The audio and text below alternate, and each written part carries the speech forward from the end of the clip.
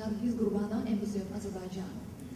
First of all, I thank all the speakers for their excellent presentations, and I have a feeling that this panel is 50% devoted to Azerbaijan, because the name of my country has been mentioned several times in very different ways, mostly positive. I would have just one brief comment and then one question. As it has been rightly mentioned here, Azerbaijan has been one of the pioneers both in exploration and export of its energy resources. And the backbone for all these activities, of course, has been the diversification that we have explained to our neighbors and then to our general society as being the only way of long-lasting and sustainable economic development. Ours started through oil diversification, but it does not mean that it will be limited to that. But in doing that, we pursue the idea of commercially sustainable and viable projects. We understand that some of them are driven by political considerations, although the economic rationale behind it is the most important. So far we have been successful in managing it, and I hope that we will remain so in future. So my question would be to Mr. Cornell and to Mr. Cohen.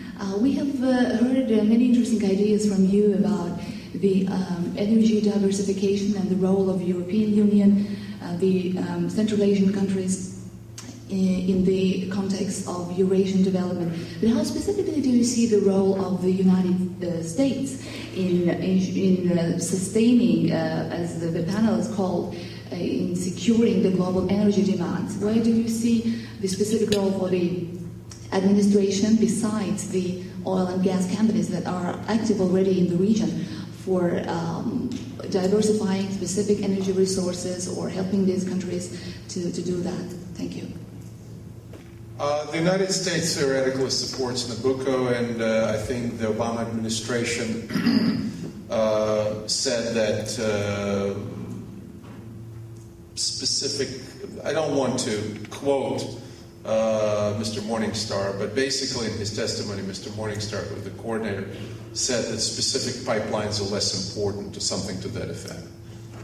There is a difference between a 20-year active support of Western flowing pipelines from the Caspian that characterized both the Clinton and the Bush administrations and the Obama administration. I think the Obama administration views the world differently.